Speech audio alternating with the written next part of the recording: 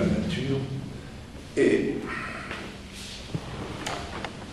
ce qui a ouvert, on peut soutenir à travers cette formule que Spinoza a ouvert la porte à une sorte de naturalisme scientifique athée. Et même Voltaire disait que Spinoza avait enseigné l'athéisme. Non seulement il était athée, mais il avait fait profession d'athéisme et enseigné l'athéisme. Parce que dans la mesure où, pour Spinoza, les seules choses qui existent sont les choses naturelles. Et les causes de ces choses sont connues par les activités de l'esprit. Et cette activité consiste en l'exercice de la raison, qui est l'activité éthique de l'être humain libre. Bon. Et au fond, même la liberté chez Spinoza, c'est l'acceptation d'une certaine contrainte aussi. Et c'est ce qui apporte ce que Spinoza appelle à la fin de l'éthique la béatitude, au fond.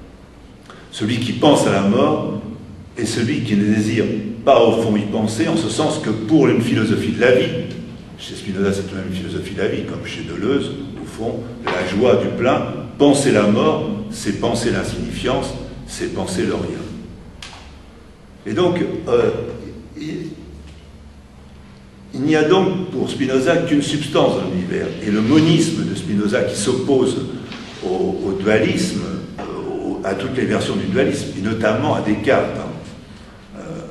Quand Descartes, par exemple, distingue, je ne vais pas rentrer dans les détails, parce que les choses pensantes comme nous, cogito ergo sum, des choses étendues, comme les arbres, les cailloux ou les étoiles, Spinoza, pour lui, c'est un non-sens.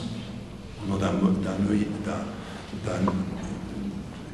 d'un espèce de panthéisme, Dieu est partout, Dieu est partout dans la nature est là. Au fond, il y a cette idée, au fond, cette philosophie de la vie est une méditation de la vie, non de la mort. Et ça, c'est la grande différence avec les penseurs modernes, comme, enfin modernes, même s'il y a un côté très moderne chez Spinoza, comme Heidegger, qui là ont une toute autre vision. Et évidemment, chez Heidegger, Heidegger distingue, par exemple, la vie authentique de l'être au monde, du Dasein par rapport à la mort, et de l'être dans le monde qui est dans une espèce d'inauthenticité, selon Heidegger. Donc, il faut être un être au monde pour être authentique et non pas un être dans le monde. Alors évidemment, vous pourrez me dire, tout ça c'est des subtilités sémantiques, c'est biologique, mais c'est important. Et pour Heidegger aussi, on retrouve cette idée, au fond, qu'il ne s'agit pas d'affronter sans arrêt la mort, d'être omnibulé par elle au point de ne plus vivre, que dans l'attente du mourir, que d'avoir sur cette table une tête de mort pour toujours penser à la mort, ou d'avoir un petit cercueil. Non, c'est pas ça. Et sans ça, on succombe à la vie mondaine ou au divertissement. On parlera Pascal, très bien.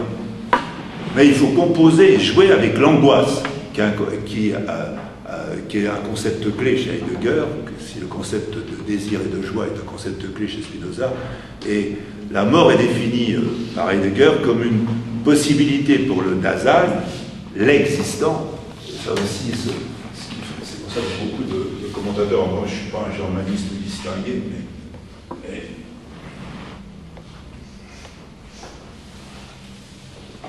l'existence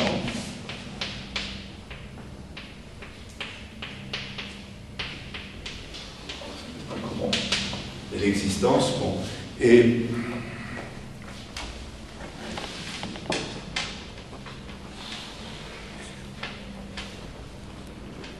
c'est l'existant d'une multitude de possibles. Au fond, il y a à la fois chez Heidegger cette notion, à la fois avec l'angoisse, d'innocence et de peur qu'on retrouve.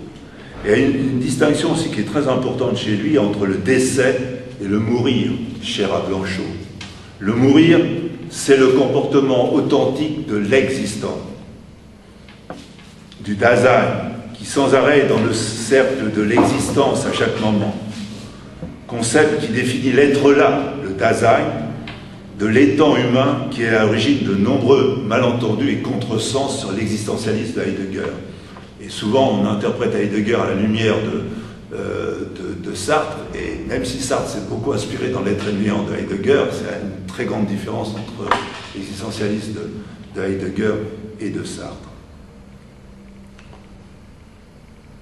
En ce sens, dans ces philosophies qui sont athées, au fond, je crois plus à la mort dans la vie, certitude qui ne nous quitte jamais, que la vie après la mort, cette immortalité de l'âme qui tient du pari, de la foi, de la croyance.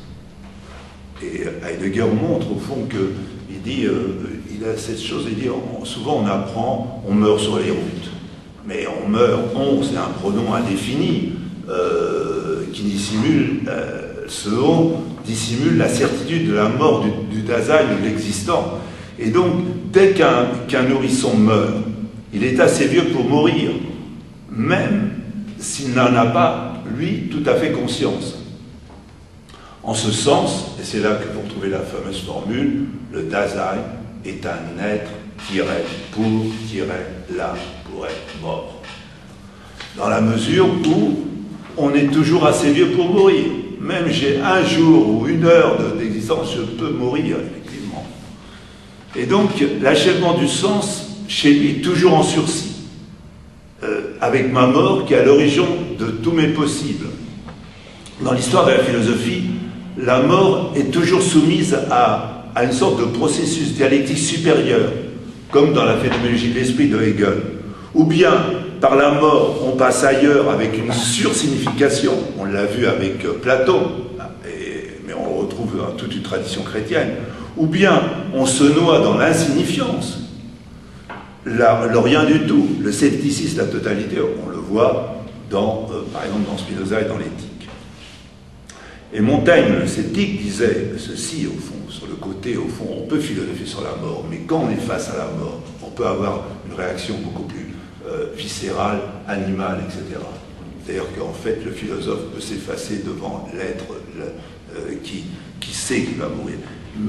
Montaigne disait, je paraphrase, je ne cite pas il dit, mettez un philosophe dans une situation extrême de danger de mort, par exemple dans une cage au-dessus de Notre-Dame de Paris.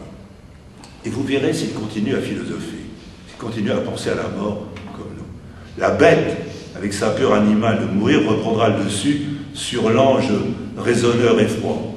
Philosopher, donc, ce n'est pas seulement apprendre à mourir, et là on retrouve Derrida, mais c'est aussi d'abord apprendre à vivre et à se débrouiller avec la vie. C'est ce qu'avouera au monde, d'ailleurs, quelques siècles plus tard, Derrida, dans ce fameux article que je vous conseille, qui a été publié en juillet 2004, je ne sais plus la date exacte, le 19 août 2004, qui a été repris en octobre, et puis octobre, à un moment de sa mort, parce qu'évidemment, en août, personne ne l'avait lu, ça a été repris, et c'était, le titre, c'était « Je suis en guerre contre moi-même ». Et Derrida racontait qu'il était l'un des derniers dinosaures de sa génération et que, en fait, il n'avait jamais, lui, appris.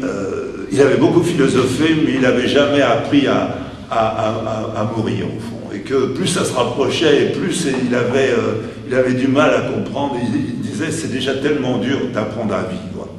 Et ce qu'il disait, c'était aussi son problème, c'est que j'ai bien du mal à faire, au fond. C'est-à-dire que et au fond, on retrouve ces réflexions de Freud dans Deuil et mélancolie que je vous signalais, qui est un texte des années 1920-1922.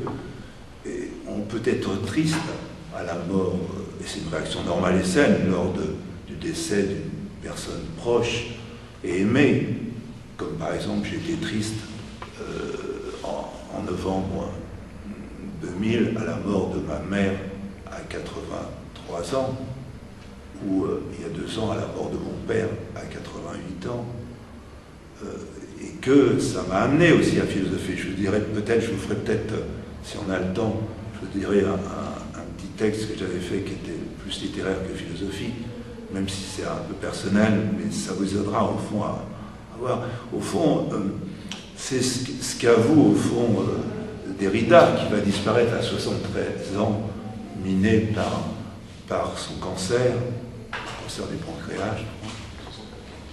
73, 74, mais les choses sont connues par les activités de l'esprit. Et cette activité consiste en l'exercice de la raison, qui est l'activité éthique de l'être humain libre. Bon. Et au fond, même la liberté chez Spinoza, c'est l'acceptation d'une certaine contrainte aussi. Et c'est ce qui apporte à ce que Spinoza appelle à la nature. Et ce qui a ouvert, on peut se dire à travers cette formule que Spinoza a ouvert la porte à une sorte de naturalisme scientifique athée.